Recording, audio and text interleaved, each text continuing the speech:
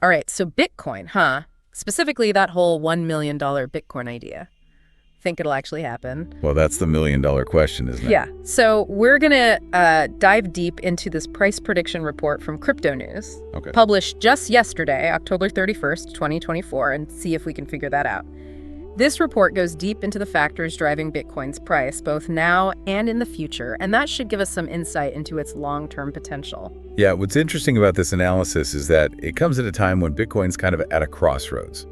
We've seen new all-time highs this year. The Bitcoin halving event shifts in the regulatory landscape. There's a lot going on.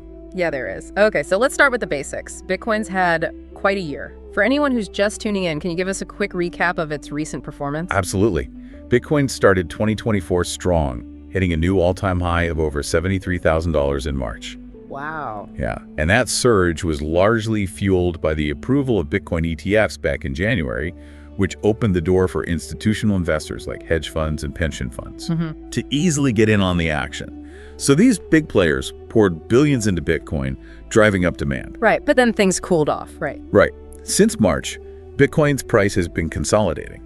It's forming what's called a descending channel pattern on the price chart. Okay. Basically, it's been making lower highs and lower lows. So what caused this shift after such a strong start?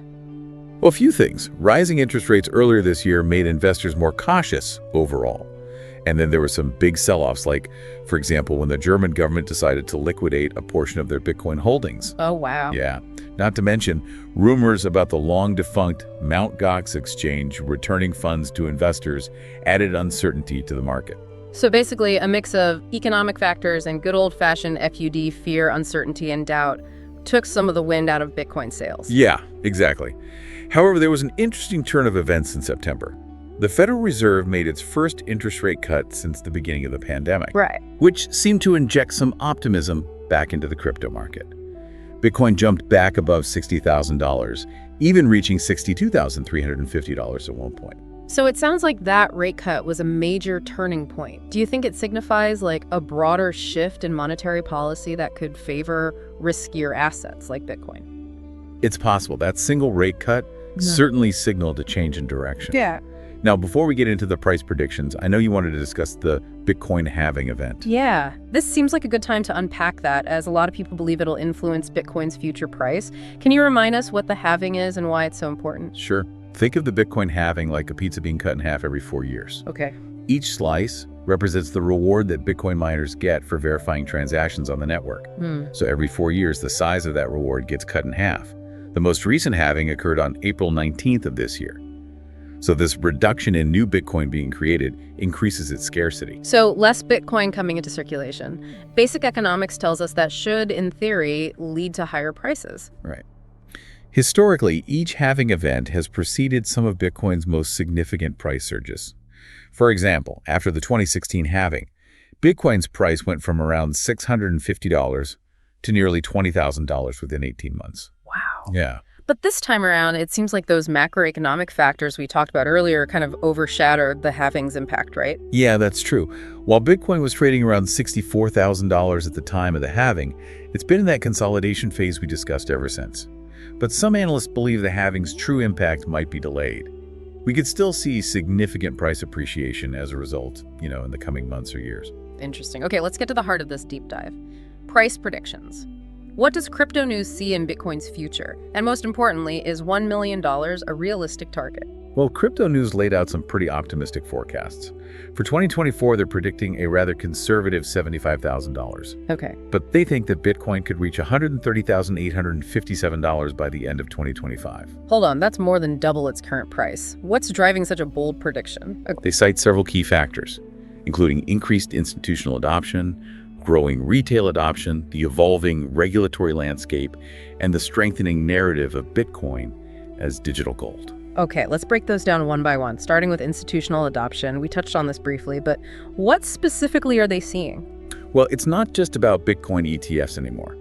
Institutional investors are becoming more comfortable with cryptocurrencies in general.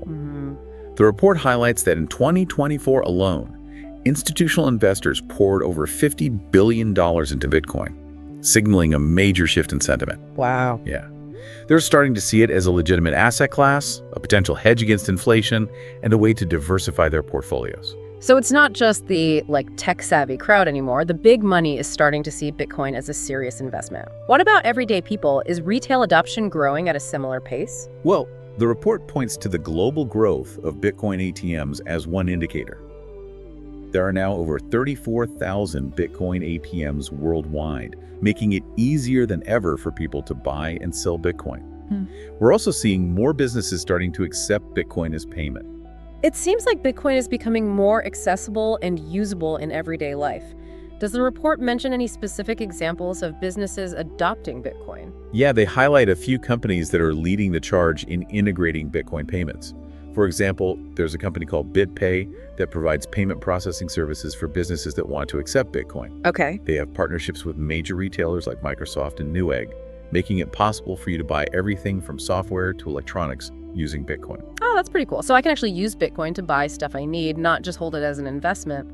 What about the regulatory landscape? We know governments around the world are trying to figure out how to deal with cryptocurrencies. Is that having a positive or negative impact on Bitcoin's price? It's a bit of a mixed bag. In some places, like the European Union, we're seeing positive developments. They recently approved the MiCA regulation, which provides a clear legal framework for crypto assets. Okay. This kind of clarity can boost investor confidence and attract more institutional money. So in some regions, regulation is actually helping Bitcoin gain legitimacy. Exactly. But in other parts of the world, the situation is more uncertain. Some governments are still wary of cryptocurrencies, which can create hesitation among investors. The key takeaway is that clear, well-defined regulations are generally a positive thing for Bitcoin. They provide stability and encourage wider adoption. All right, so we've talked about institutional adoption, retail adoption, and the regulatory landscape. Now, let's dive into this digital gold narrative that's gaining traction. Why is Bitcoin being compared to gold, and is that a fair comparison? That's a fascinating question. Bitcoin is often referred to as digital gold because it shares some key characteristics with gold: scarcity, portability, and divisibility. Just like gold, there's a limited supply of Bitcoin. Only 21 million will ever exist. It's also easy to transfer digitally, making it a globally accessible asset. And you can own fractions of a Bitcoin, just like you can own fractions of a gold bar. So are investors being drawn to Bitcoin for the same reasons they're drawn to gold? Are they seeing it as a safe haven asset, a hedge against inflation? Absolutely. Especially in times of economic uncertainty or high inflation, people tend to flock to assets that hold their value. Okay. Historically, gold has been the go-to safe haven, but Bitcoin is increasingly being seen as a digital alternative. This digital gold narrative is attracting a new wave of investors who are looking for ways to protect their wealth from economic turmoil. But there are some key differences between Bitcoin and gold, right? Gold has been around for thousands of years, while Bitcoin is still a relatively new technology. Yeah, you're right. Gold has a much longer history and a proven track record as a store of value. It also has industrial uses, which Bitcoin currently lacks. And while Bitcoin is highly secure due to its decentralized nature, some people remain skeptical about its long-term viability. So it's not a perfect analogy, but it's an interesting comparison nonetheless. Exactly.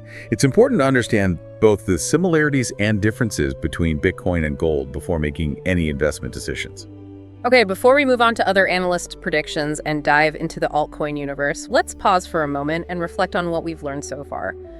What stands out to you from our discussion about Bitcoin's recent performance, the halving event, and these key factors driving its price? Yeah. Is there anything that surprised you, sparked your curiosity, or made you want to explore a particular aspect further? Because in the next part of our deep dive, we'll be examining how these trends are playing out in the real world. Okay. We'll look at specific examples of how people and businesses are using Bitcoin and explore the potential impact of these emerging trends on Bitcoin's future. We'll even touch on some of the challenges and criticisms Bitcoin faces, so you can get a truly well-rounded view. Stay tuned for part 2. Welcome back. Now that we've laid the groundwork, let's shift gears a bit and look at some real-world examples of how Bitcoin is being used today. Yeah, that's what I'm talking about. Getting into the practical applications is key, I think, for understanding if this whole Bitcoin thing is all hype or the real deal. Yeah, you're right. The price of anything, including Bitcoin, is driven by its utility and how much people value it in the real world. So, Let's move beyond the theory and explore how Bitcoin is being used today. Let's do it. What are some examples that really illustrate Bitcoin's utility? Well, one area where we're seeing significant growth is in remittances, sending money across borders. Oh yeah, I've heard about this. Isn't it usually a pain to send money internationally? Can be, yeah. Traditionally, sending money across borders has been a slow and expensive process, often involving, high fees and multiple intermediaries. But Bitcoin offers a much faster, cheaper, and more transparent alternative. Can you walk us through how this works in practice? Sure. Let's say you have a family member working in another country who wants to send money back home. They can use a Bitcoin exchange or a peer-to-peer platform to convert their local currency into Bitcoin. Then they can send that Bitcoin to their family member's digital wallet, and then that person can convert it back into their local currency. So they're essentially like bypassing the traditional banking system and all its fees. Exactly. And because Bitcoin transactions are typically processed much faster than traditional bank transfers, sometimes within minutes, it's a real game changer for people who rely on these remittances to support their families. Makes a lot of sense. Are there any real-world examples of companies or organizations facilitating these Bitcoin remittances? Absolutely.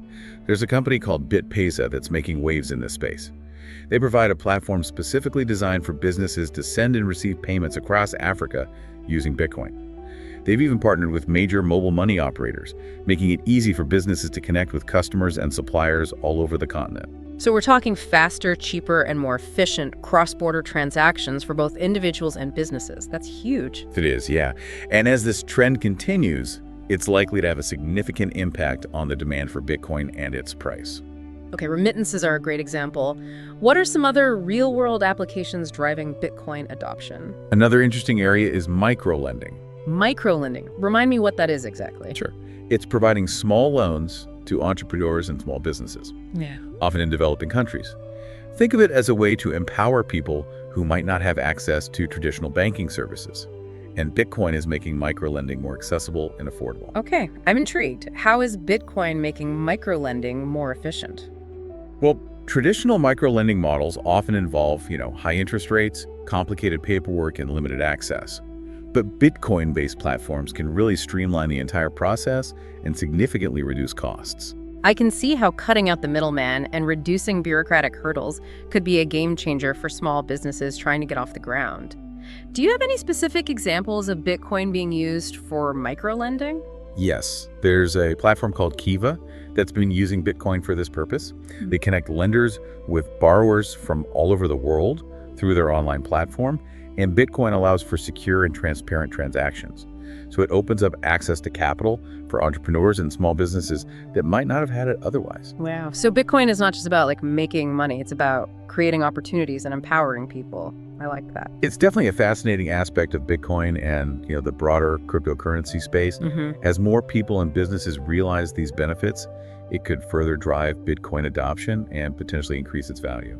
Okay, so we've talked about remittances and microlending. How do these real-world applications connect to the big picture of Bitcoin's future? Well, it's important to remember that Bitcoin and the entire crypto space is still relatively young. We're really just beginning to see its potential unfold. So you're saying we're in the early innings of the Bitcoin game? Exactly.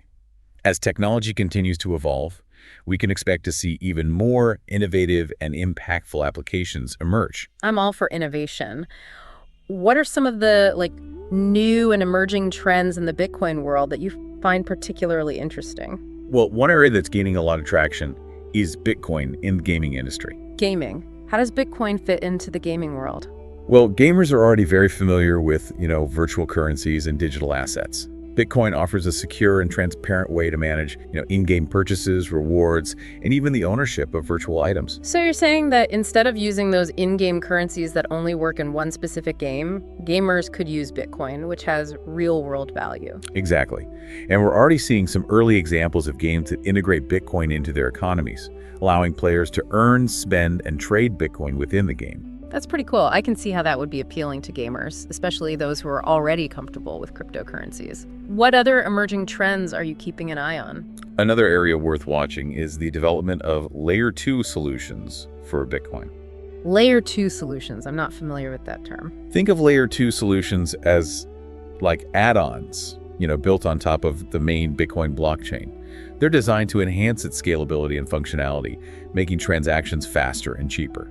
I see. So they're addressing one of the common criticisms of Bitcoin, that it can be slow and expensive for everyday transactions. That's right.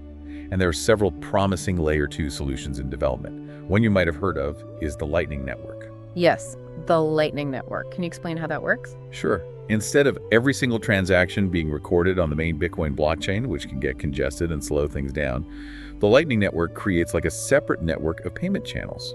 This allows for instant and nearly free Bitcoin transactions, off-chain. So it's like having a side road to bypass traffic on the main highway. I like that analogy. And if the Lightning Network and other Layer 2 solutions prove successful, they could really remove a major obstacle to wider Bitcoin adoption. Because realistically, for Bitcoin to become a truly mainstream form of payment, it needs to be as fast and easy to use as, like, swiping a credit card or using a digital wallet. Exactly. And as these technologies continue to improve, that vision might not be too far off. Okay, this is all incredibly interesting. It seems like Bitcoin is constantly evolving and finding new ways to solve real-world problems. It certainly is. And all of this innovation has the potential to significantly impact its price in the future. Before we wrap up this part of our deep dive, I want to touch on one more topic: regulation. We talked earlier about how regulations can be both a blessing and a curse for the crypto industry. What's your take on the impact of regulation on, like, everyday Bitcoin users like myself? Well, the good news is that we're seeing positive progress in many parts of the world. Governments are starting to recognize the potential of cryptocurrencies and are working to create frameworks that both encourage innovation and protect consumers. Do you have any specific examples of how regulation is evolving? Sure. The European Union's MiCA regulation, which we mentioned earlier, is a great example of a comprehensive framework that aims to bring more certainty and security to the crypto market. In the U.S., there's a bipartisan Lummis-Gillibrand Responsible Financial Innovation Act, which was introduced in the Senate last year. It aims to create a clear set of rules for digital assets, including Bitcoin. So both in the EU and the US, there are efforts underway to establish clear guidelines for the crypto industry. That's definitely a step in the right direction. It is. But as with any emerging technology, regulation is a balancing act. While some regulation is necessary to protect consumers and prevent fraud, too much regulation could stifle innovation and hinder the growth of the crypto space. It sounds like finding that sweet spot between fostering innovation and protecting consumers is key. Exactly. And it's something we'll need to keep a close eye on in the coming years. All right, we've covered a lot of ground in this section. We've explored some real-world applications of Bitcoin, emerging trends that could shape its future, and the evolving regulatory landscape. It's clear that Bitcoin is more than just a speculative investment. It's a technology with the potential to revolutionize the way we think about money, finance, and even gaming. But Bitcoin isn't the only player in the game, right? There's a whole universe of alternative cryptocurrencies out there, often referred to as altcoins. That's right. And some of these altcoins are making waves with their own unique features and potential applications. So in the final part of our deep dive, we'll explore this altcoin landscape, examining the key contenders and how they might impact Bitcoin's dominance in the years to come. Get ready for a wild ride through the ever-expanding crypto cosmos. All right, we've covered a lot exploring Bitcoin, its potential, and how it's being used in the real world. But as we mentioned, Bitcoin isn't the only game in town. Right, there's a whole universe of altcoins out there, each with their own strengths and vying for adoption. So let's jump into this altcoin universe. Where do we even begin? There are so many. It can feel overwhelming, for sure. But that's also what makes this space so dynamic and exciting.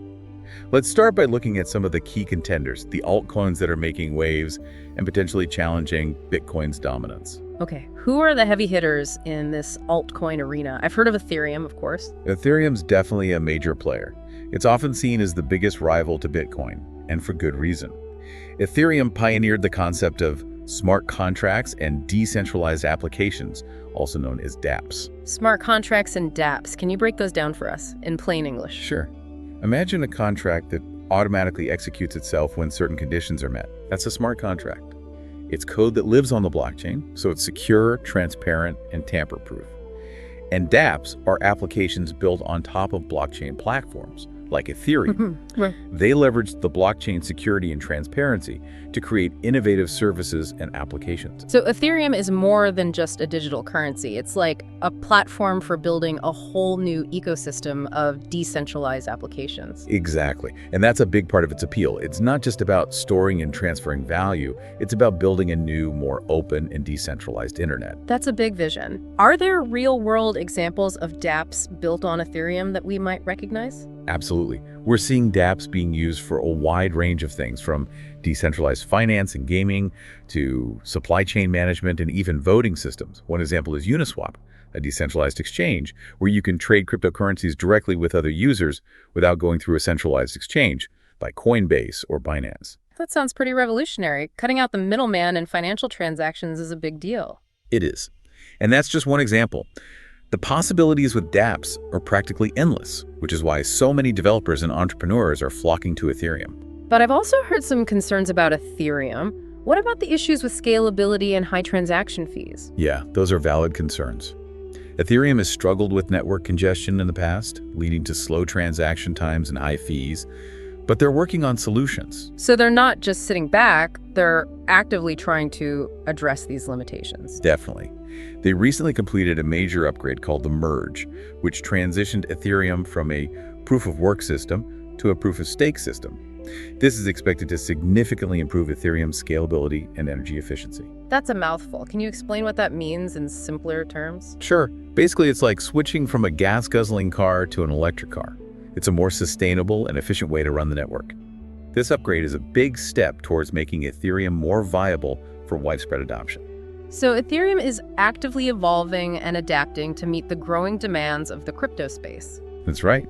And as they continue to innovate, they'll likely remain a major force in the market. Yeah. But let's not forget about all the other altcoins out there. We're seeing a surge of innovation across the entire crypto landscape. Okay, so who else should we be keeping an eye on? Where do we go from here in this vast altcoin universe? There are a few other categories of altcoins worth highlighting. First, we have stablecoins. Ah, yes, stablecoins. I've heard that term thrown around. What are they exactly? Stablecoins are cryptocurrencies designed to maintain a stable value, usually pegged to a fiat currency like the US dollar. So they're like a bridge between the traditional financial system and the crypto world. Exactly. Some popular stablecoins include Tether and USD Coin. They offer a way to hold cryptocurrency without being exposed to the wild price swings of Bitcoin and other altcoins. That makes sense. So if you want to use crypto for everyday transactions like buying a cup of coffee, stablecoins could be a more practical option. Right. And as the crypto ecosystem matures, stablecoins will likely play an even bigger role in facilitating mainstream adoption. Okay, stablecoins are interesting. What other categories of altcoins are there? Another interesting category is privacy coins. These are cryptocurrencies that prioritize user privacy and anonymity. So if you're concerned about the traceability of your transactions, you might use a privacy coin. Exactly. Privacy coins, like Monero and Zcash, use advanced cryptography to shield transaction details, making it difficult to track the sender, receiver, or the amount. That sounds like it could be good and bad. On the one hand, privacy is important, but on the other hand, I can see how this could raise concerns about illicit activities. You're right, it's a double-edged sword. But it's also a reflection of the growing demand for privacy-enhancing technologies in a world where our digital footprints are constantly expanding. Okay, so we have stablecoins for stability and privacy coins for, well, privacy. What other flavors of altcoins are out there? Well, there's a whole universe of altcoins focused on specific use cases or industries. For example, we have DeFi tokens. DeFi. Remind me what that stands for again. DeFi stands for decentralized finance.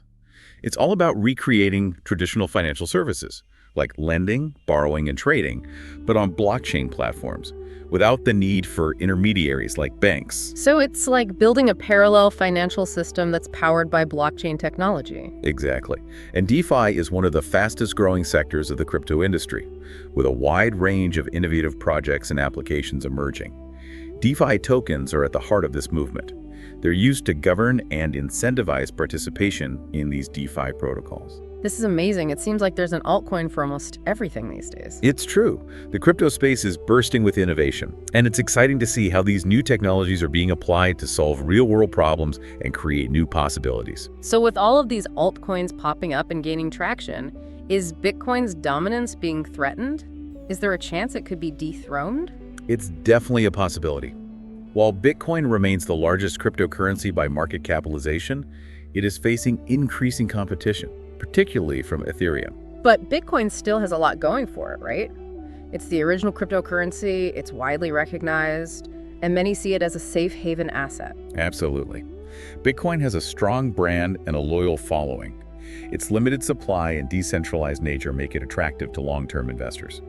But it's important to remember that the crypto landscape is constantly evolving, and Bitcoin's dominance is not guaranteed. So, what does the future hold for Bitcoin? Given everything we've discussed, do you think it will maintain its position as the king of crypto, or will one of these altcoins eventually take the crown? Predicting the future of any asset, especially in a market as volatile as crypto, is inherently difficult. That's the million-dollar question, literally. Right. But we can look at the trends and make some educated guesses. If Bitcoin can continue to innovate, adapt, and address its limitations, it has a strong chance of remaining a major player. And if it doesn't? If Bitcoin fails to keep up with the pace of innovation, it's possible that one of these altcoins could eventually surpass it. So the crypto space is a dynamic and competitive arena. It's not a matter of if things will change, but when and how. Exactly, and that's what makes it so fascinating to watch. Well, I think we've covered just about everything in this deep dive into the world of Bitcoin and cryptocurrencies. We've explored its recent performance, the factors influencing its price, the potential of the halving event, the competitive landscape with all these exciting altcoins, and even touched on the regulatory landscape. Yeah, it's been quite a journey. Hopefully you, the listener, feel more informed and equipped to navigate this complex and rapidly evolving world. So as we wrap up, let's leave you with a final thought-provoking question to ponder. Do you think Bitcoin will reach $1 million or even higher?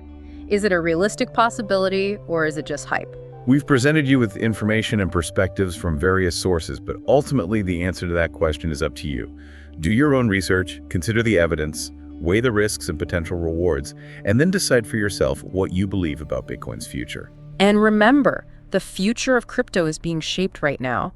Your choices, your investments, and your engagement all play a role in this evolving landscape. Stay informed, stay curious, and most importantly, never stop learning. This is The Deep Dive, signing off.